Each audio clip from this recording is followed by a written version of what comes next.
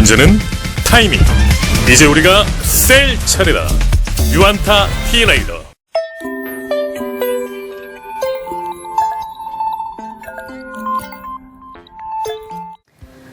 안녕하세요. 바쁜 삶 속에서 놓치기 쉬운 이슈를 정리해드리는 시간 유안타 투데이 유투입니다. 저번 주에 저희 유투에서 주 SK에 대해서 다뤘었죠. 그때 저희가 말씀드렸던 주 SK의 투자 포인트 첫 번째가 바로 SK텔레콤 인적 분할이었는데요. 이 SK텔레콤 분할에 대해서 요즘 시장 투자자들 사이에서 좀 갑론을박이 있는 것 같습니다. 오해도 있는 것 같고요. 그래서 많은 분들이 궁금해하실 것 같아서 준비했습니다. SK텔레콤 계속 들고 가도 되는 건지, 또 어떤 포인트에 주목을 해야 하는 건지 등에 대해서 알아보는 시간을 가져보겠습니다.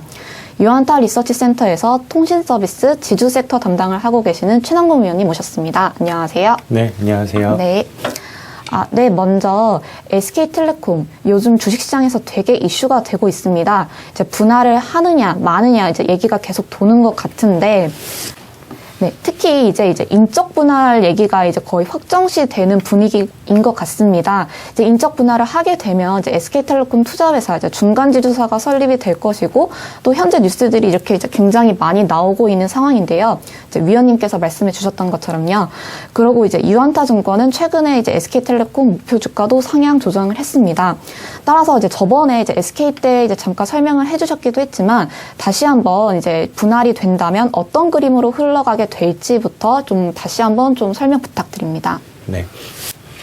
지금 저희가 이 영상을 찍고 있는 전날에도 일간지에서 인적 분할 가능성이 임박을 했다라는 기사가 이제 나오기도 했고요.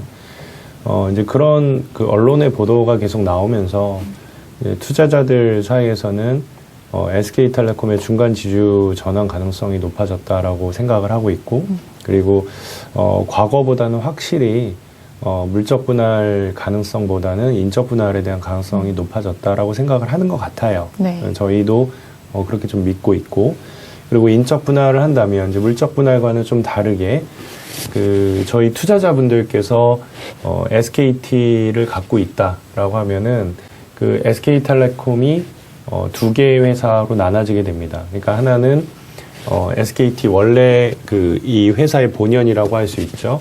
그 사업회사, 통신을 영위하는 그 사업회사가 되고, 그리고 또 하나는 SK텔레콤의 많은 자회사들 지분을 소유한 중간 지주회사가 될 겁니다. 그러니까 쉽게 말씀드리면 이제 투자자분들은 원래 SK텔레콤 한 종목만 들고 있다가 인적 분할이 되게 되면 두 개의 종목으로 그 종목이 나눠진다라고 봐주시면 될 것 같습니다.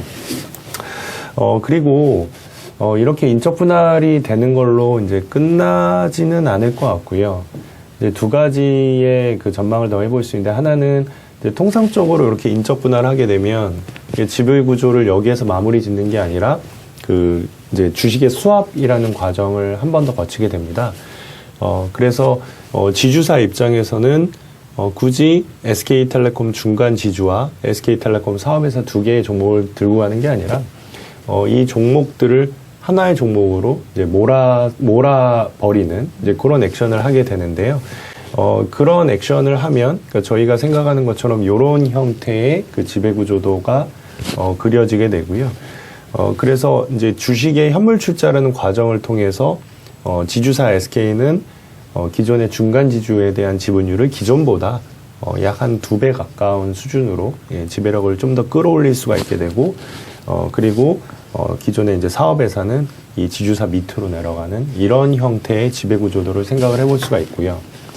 그리고 또 하나는 이 부분이 아마 좀 논쟁이 될 수 있는 것 같은데요.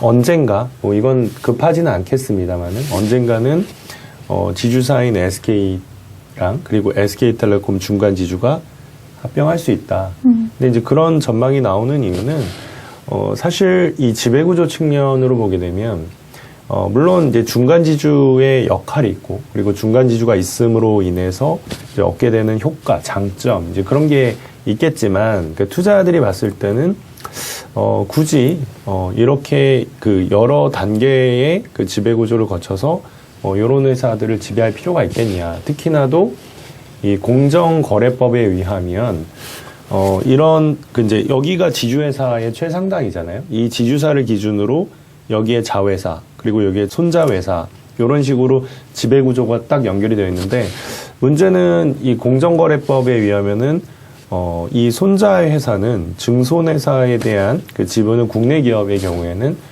지분을 100%까지 가져가야 된다라는 이런 제약 조건이 있다 보니까 이 회사들이 앞으로 M&A를 하려고 할 때 좀 힘들 수도 있다. 이제 그런 이야기를 할 수밖에 없거든요. 그래서 그런 제약 조건을 아무래도 회피하기 위해서는 이 두 개 회사를 합병하는 게 맞지 않겠냐라는 얘기를 합니다. 이제 문제는 이제 뭐 과거에 뭐 그랬던 것처럼 이렇게 뭐 합병한다고 했을 때 그게 최대 주주에게 유리하다. 이제 그런 전망이 있을 수 있기 때문에 아무래도 그 SK텔레콤과 관련된 뭐 여러 노이즈 중에서도 그 부분이 지금은 좀 더 이슈가 되지 않을까라고 판단을 하고 있습니다. 네, 그러면 이제 인적 분할 이후에 이제 말씀해 주신 것처럼 그 다음 스텝이 이제 SK텔레콤 중간 지주 회사가 만들어져서 나중에 이제 추후에 주 SK와 합병을 하게 되는 과정에서 이제 합병 사실 비율이 좀 문제가 좀 그거에 대한 우려가 좀 투자자들이 있는 것 같습니다. 오해도 좀 있는 것 같고요. 이제 그래서 이제 이 합병할 때 이제 가장 중요한 합병 비율이 될 건데 이 부분에 대해서 어떻게 생각하면 되는지 좀 설명 부탁드립니다. 네. 정말 전화를 많이 받아요. 이 부분을 가지고 이런 어떤 분할이라는 거를 분할만으로 지금 보시는 게 아니라 제가 지금 말씀드린 것처럼 이 분할의 목적이 결국 중간 지주에서 설립에 있다라기보다는 이 지주사 SK가 그 밑에 있는 뭐 하이닉스라든지 그런 핵심 자회사들을 이제 조금 더 지배력을 강화시키기 위한 목적을 갖고 있다라고 이 시장에서 오해를 하다 보니까 그 SK텔레콤에게 이게 과연 무엇이 유리하냐 주주들에게 이제 그런 질문들을 많이 하시고 그러다 보니까 지금 보여주고 있는 SK텔레콤의 주가 약세를 이제 그렇게 연동을 해서 해석을 하시는 경향이 있거든요. 그래서 이제 지금도 여기 이 촬영 오기 전에 직전에 모 기관 투자자분에게 그런 유형의 전화를 받았는데 제가 말씀드리고 싶은 부분은 사실 그런 전망이 뭐 아예 틀리다라고 말은 못해요. 왜냐하면 어쨌든 간에 최대 주주가 이런 의사결정에 상당히 깊숙이 개입을 할 수 있고 그러니까 본인 입장에서는 어쨌든 뭐 합병할 때 비율이 좋으면 그러면은 본인의 지배력을 그대로 유지할 수 있으니까 뭐 그 부분에 대한 반박을 할 수 없는데 근데 뭐든지 그 정도라는 게 있거든요. 이게 너무 그거를 넘어서려고 그러면 탈이 납니다. 그 탈이 나서 뭐 이런 뭐 삼성그룹의 뭐 그런 이슈도 생긴 거고 그리고 또 하나는 과거랑 다르게 그 주주들이 그렇게 멍청하지 않거든요. 그러니까 결국 우리가 이야기하는 그 합병이라는 거를 전제로 했었을 때 만약에 비율이 뭐 과거의 삼성물산 제일모직의 사례처럼 너무 터무니없게 그 최대 주주에게 유리하다 그렇게 정해진다면 그 방안이 주총에서 통과가 될 수 있을까요?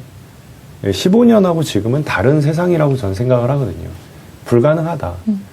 심지어 그거를 의도적으로 우리가 합병해야 되는 그 대상물을 의도적으로 밸류를 막 떨어뜨리고 낮추고 회사를 망가뜨리고 이제 그러면서까지 그 합병을 하는 거는 너무 리스크가 크다라고 생각을 합니다. 특히나도 이제 보통은 그럴 수 있는 상황은 지분율이 좀 높을 때.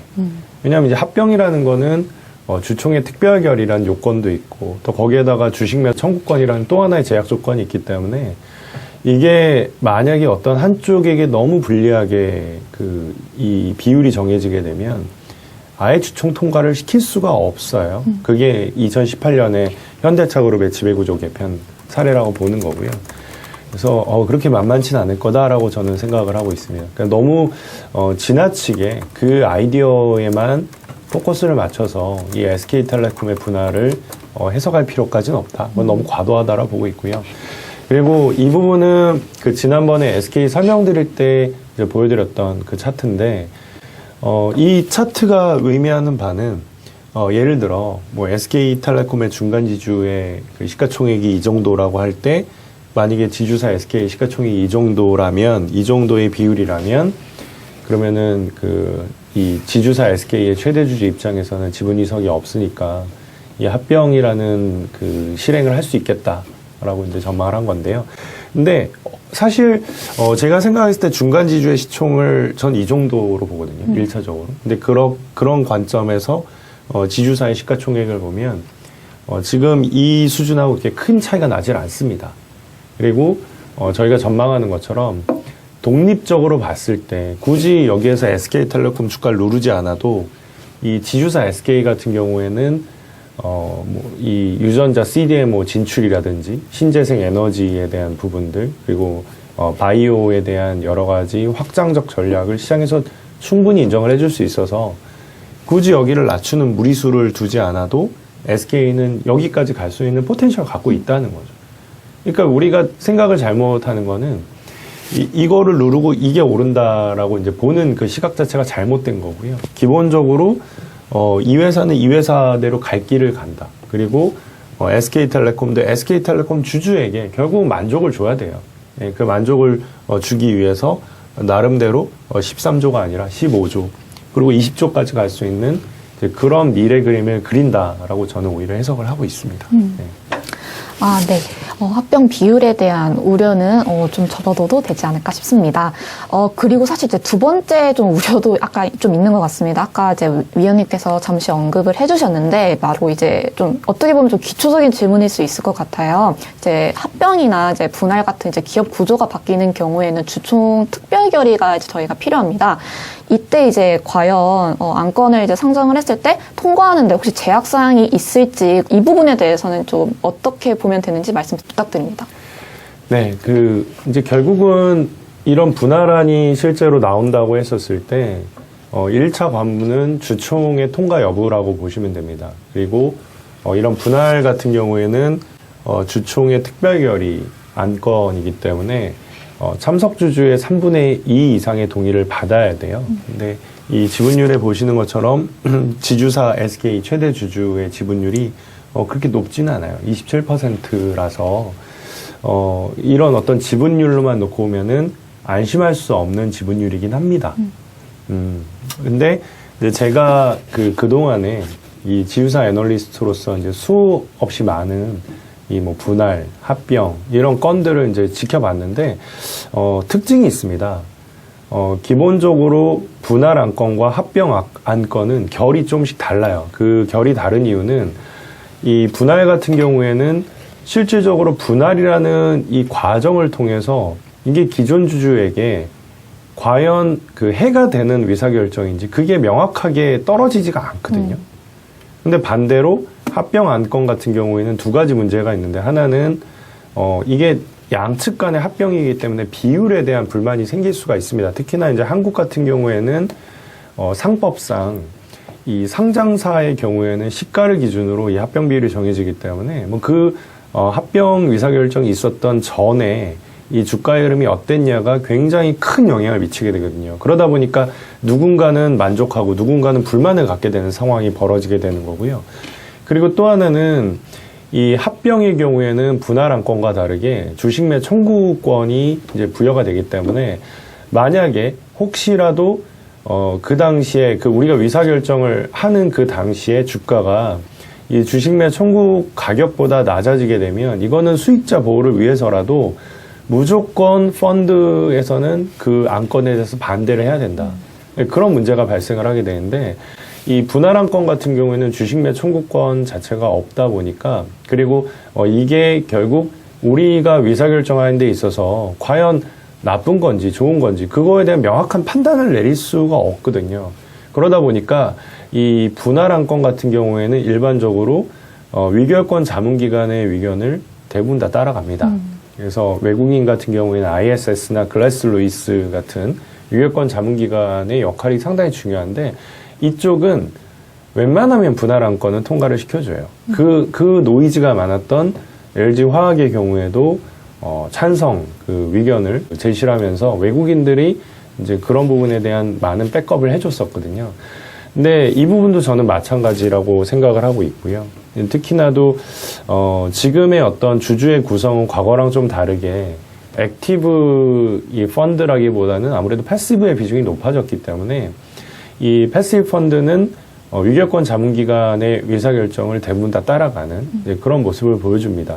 예, 그래서 저는 이 분할이 과연 주총에서 통과가 될 수 있냐라는 그런 어떤 의구심도 사실 그 실질적으로 벌어질 수 있는 가능성보다는 너무나도 그 위험 요인에 대해서 증폭을 시킨 그런 생각이라고 보거든요. 그래서 기본적으로 통과 가능성은 굉장히 높다라고 보시는 게 맞을 것 같습니다. 네. 크게 두 가지 우려에 대해서 이제 답변을 해 주셨는데, 근데 사실 이제 근본적으로 SK텔레콤의 분할의 목적에 대해서부터 좀 짚고 넘어가 볼 필요도 좀 있어 보입니다. 물론 이제 여러 이유가 있겠지만, 이제 예를 들면 저번에 이제 주 SK 영상에서 말씀해 주셨듯이 뭐 공정경제 3법 뭐 그 통과 영향도 있을 거고요. 하지만 이제 투자자분들 입장에서는 분할을 왜 하는 거지? 라는 생각을 가지실 수 있을 것 같아요. 이게 최근 논란의 좀 쟁점이기도 하고요. 그래서 이제 분할 결정이 이뤄지게 되면 투자자분들 입장에서 이득이 될 그림인가요?에 대한 질문을 또 드리고 싶습니다. 예, 결국은 그 분할 후에 그 주가가 오르냐, 그게 제일 궁금하실 것 같아요, 투자자분들은. 사실 그 SK텔레콤의 그 투자자분들은 지난 1년 동안 만약에 SK텔레콤을 들고 계셨다면 참 속이 많이 타셨을 것 같아요. 이 지수가 3,000까지 올라왔음에도 불구하고 SK텔레콤은 뭐 작년이나 지금이나 이게 주가가 20만 원대 중반 수준에서 머물러 있기 때문에 굉장히 아쉬움이 있을 겁니다. 특히나 SK텔레콤의 지난 몇 년 동안의 그 여러 가지 행보를 보면 아무래도 통신보다는 비통신 쪽에 그 많은 노력을 기울이는 모습을 보여줬는데, 근데 그런 노력이 여러 가지 좀 가시적인 성과를 거뒀음에도 불구하고 실제로 주가라는 관점에서는 그런 노력이 실제 반영이 거의 안 된 상황인 거죠. 특히나 좀 더 쉽게 말씀드리면 하이닉스의 가치만 하더라도 지금 거의 한 20조, 우리가 보유하고 있는 지분의 가치가 20조 정도까지 올라왔는데, 근데 그 과정에서도 SK텔레콤의 주가는 거의 반영되지 못하는 그런 모습들이 나타나게 됩니다. 그러니까 결국 이런 문제를 해결해야 될 필요성을 뭐 현 경영진은 당연히 느꼈을 수 있고요. 그리고 그런 문제를 해결하기 위한 가장 직접적인 수단은 이 기업 분할을 통해서 통신과 비통신으로 이 기업을 쪼갠다라는 이제 그런 방안을 선택할 수 있다라고 보고 있습니다. 그리고 또 하나는 그 아무래도 그 외국인들 입장에서 봤을 때 이런 행보가 또 썩 마음에 들지 않았을 수도 있다. 왜냐하면 이 글로벌 통신사는 아무래도 배당이라는 측면에서 그 투자 포인트를 좀 안정적으로 만들어줘야 되는데, 근데 그들의 시선으로 봤을 때는 왜 배당을 더 늘리지 않고, 자꾸 뭐 11번가라는 쇼핑이라든지, 그 다음에 보안회사 인수를 하고, 자꾸 이제 다른 쪽으로 확장을 하려고 하냐. 이제 그런 부분에 대한 불만이 있을 수 있거든요. 그리고 그런 것들이 만약에 잘못되게 되면 그 배당에도 영향을 미칠 수 있다라고 해석을 할 수 있었을 거예요. 그러니까 결국은 이제 그런 어떤 투자자들의 불만을 잠재우기 위해서라도 그냥 차라리 그러면 SK텔레콤을 비통신과 통신으로 쪼개서 각각의 투자자들의 입맛에 맞게끔 하는 형태의 어떤 그 투자 포인트와 투자할 수 있는 수단을 제공하겠다. 이제 그런 어떤 맥락으로 이런 인적 분할이 이루어지지 않았나라고 판단을 하고 있고요.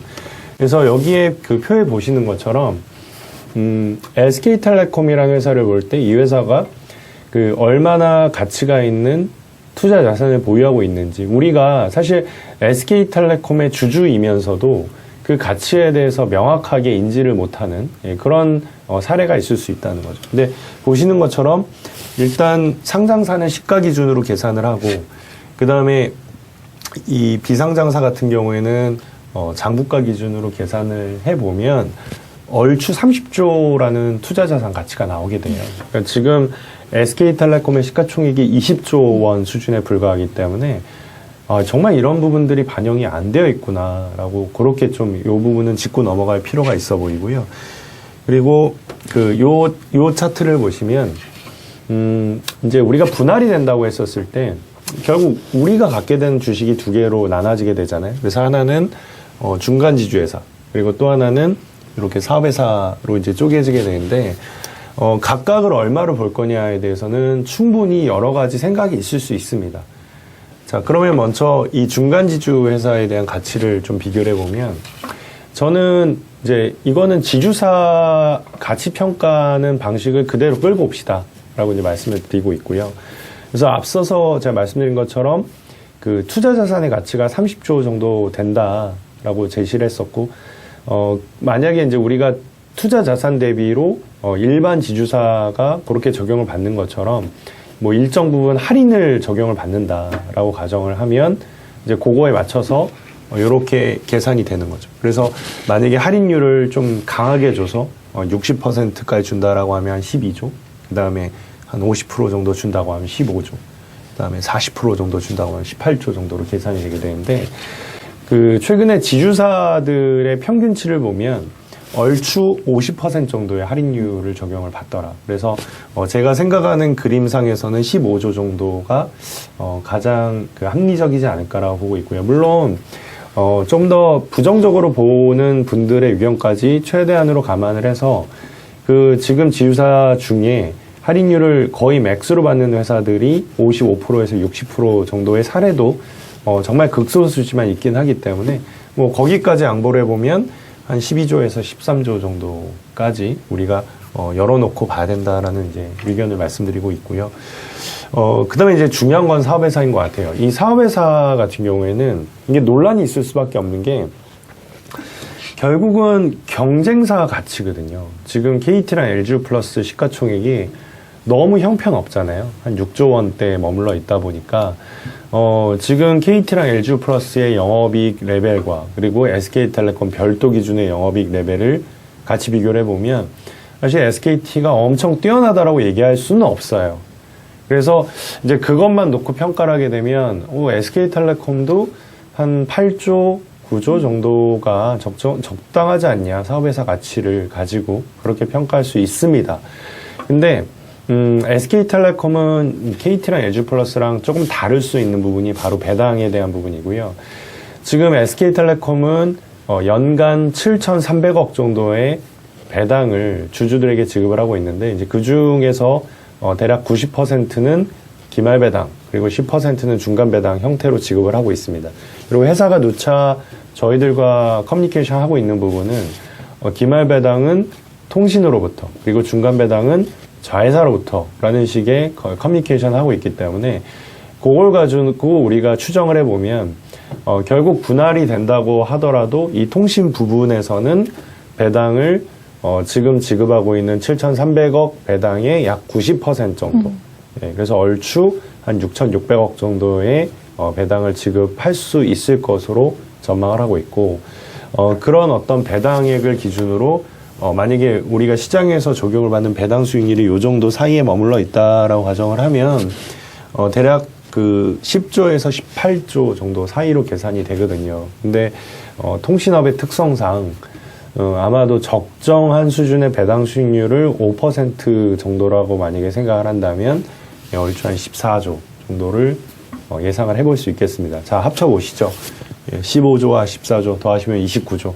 여기에 조금 더 보조로 본다고 하더라도 예를 들면 12, 13조에 12조라고 적용을 해보면 한 24조 정도 나온다는 겁니다. 그러니까 지금 주가대에서 좀 적게 오른다고 하더라도 분할하게 되면 20% 정도의 업사이드가 있는 거고, 그 다음에 좀 더 공격적으로 본다면 45% 정도의 업사이드까지도 우리는 예상을 해볼 수 있다 말씀을 드리겠습니다.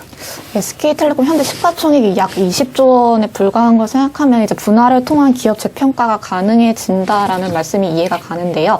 그러면 혹시 좀 최근에 좀 이런 비슷한 사례가 좀 있었는지 좀 설명 부탁드립니다. 네, 비교적 최근에 지주사로 전환을 한 인적 분할을 한 DL그룹이 있고요. 이 DL그룹의 분할 케이스도 굉장히 비슷했어요. 그 분할 나오기 전서부터 좀 이야기가 있었고, 시장에서도 그런 기대감이 있었고, 그리고 분할 이제 할 당시에도 여러 가지 노이즈가 있었습니다. 그 당시에 배당 정책에 대한 노이즈라든지 아니면 비상장 자회사들에 대한 가치 평가 어떻게 할 거냐에 대한 노이즈라든지 여러 가지 그 노이즈에 직면을 했기 때문에 실제로 그런 의사결정이 나오고 나서도 이런 그 주총까지, 그리고 주총 통과하고 나서도 사실 주가는 그렇게 의미 있는 상승세를 보여주지 못했습니다. 그러니까 이 분할 위결되고 나서 얼추 한 두세 달 정도는 주가가 방향을 못 잡고 좀 지지부진한 모습을 보여줬었다라고 정리를 할 수가 있겠습니다. 근데 중요한 부분은 결국 분할이 재개가 되면 앞서 말씀드린 것처럼 투자자들 분들이 갖고 있는 주식은 분명히 쪼개져서 거래가 되기 때문에, 그렇게 되면 아무리 시장이 비합리적으로 돌아간다고 하더라도 분명히 적당한 밸류를 찾아간다는 거죠. 그래서 앞서 말씀드린 것처럼 통신 밸류는 배당을 갖고 그 적정 가치를 찾아가게 될 거고, 그다음에 비통신에 대한 밸류는 지금 지주사들 평가하듯이 이제 그런 어떤 기준을 갖고 찾아가게 될 거기 때문에 결국 주가는 적정 주가에 회귀할 수밖에 없다. 그리고 그 증명을 해준 게 이 DL 그룹 같은 경우에 이런 노이즈의 과정을 거치고 나서도 실제로 거래가 재개가 되는 시점에서는 이 시점 대비해서 약 30% 이상 기업 가치가 올라가는 모습을 실증을 했다는 거죠. 그래서 결국은 시간이 해결해 줄 문제지, 제가 생각했을 때 그런 어떤 시간이 지난 후에 이 기업의 가치가 여전히 옛날 수준에 머물러 있을 거다라고 그렇게까지 좀 부정적으로 볼 필요는 없다. 그렇게 좀 의견을 말씀을 드리군요. 네, 이제 마지막으로 이제 정리를 해보면 이제 SK텔레콤의 기업 가치가 이제 매우 저평가되어 있는 상태고, 이제 좀 만약 인적 분할을 하게 되면 이제 새로운 밸류에이션이 이제 이루어질 가능성이 열리게 된다고 말씀드릴 수 있을 것 같은데요. 이제 중요한 점은 이제 기업 지배구조 개편 이후에도 이제 궁극적으로 미래의 합병까지 바라본다면 이제 SK텔레콤이 자체적으로 좀 이제 앞으로 이제 기업 가치를 증대시키기 위해서 액션을 지금보다 더 적극적으로 취해야 하지 않을까 싶습니다. 이제 SK텔레콤이 단기적 혹은 장기적으로 어떻게 하면 되는지, 이제 남은 과제들은 무엇인지 좀 말씀 부탁드립니다. 네. 만약에 이 영상을 그 SK텔레콤의 그 의사결정 하시는 그 경영진께서 보신다면, 지금 이렇게 그 인적 분할이라는 굉장히 중요한 이벤트를 앞두고 그 시장에서 우려하는 목소리를 좀 이해해 주실 필요가 있다고 생각을 해요. 그만큼 이 한국의 소액 주주들은 그런 어떤 그 최대 주주하고의 거래에서 그렇게 좋은 기억을 갖고 있지는 못하기 때문에 지금 인적 분할 발표가 안 났음에도 불구하고 벌써부터 이런 우려가 나온다. 그런 목소리를 경청할 필요가 있다는 말씀을 꼭 드리고 싶고요.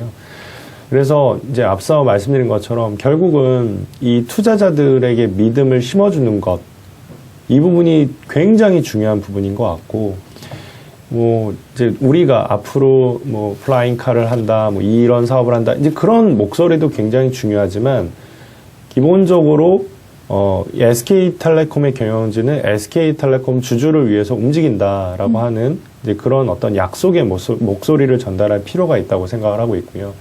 가장 주주들에게 현실적으로 와닿을 수 있는 부분은 아까 말씀드렸다시피 이 사업회사 밸류를 계속 유지시켜 주려면 배당을 그래도 계속 유지를 해줘야 됩니다. 뭐 과거 수준보다 혹시라도 떨어뜨린다거나, 그 다음에 뭐 통신과 중간지주의 배당을 좀 더 이렇게 밸런스 있게 움직인다거나, 아니, 그렇게 하지 마시고요. 그냥 통신 쪽으로 배당을 몰아주십시오. 그래서 통신 가치를 뭐 PER이나 에비타 멀티플 그런 거 말고 그냥 배당을 갖고 이 회사의 가치를 그대로 평가할 수 있게 통신업은 이제 그렇게 좀 약속을 해주심이 좋을 것 같고요. 그리고 이 비통신 분야 같은 경우에는 시장이 결국 우려하는 핵심이 이 비통신 그 중간 지주회사랑 그리고 SK가 합병을 하는 데 있어서 이 비통신 회사의 밸류를 의도적으로 낮춘다. 이제 그런 부분에 대한 걱정을 하는 거기 때문에 그런 어떤 걱정을 불식을 시키려면 원래 기존에 하기로 했었던 것들을 더 적극적으로 해주면 되는 겁니다. 예를 들면 올해 하반기에 그 예정이 된 이런 원스토어 IPO 같은 것들을 그대로 추진하는 거죠. 혹시라도 그 시점을 딜레이하게 된다면 분명히 투자자들은 오해를 할 수밖에 없습니다.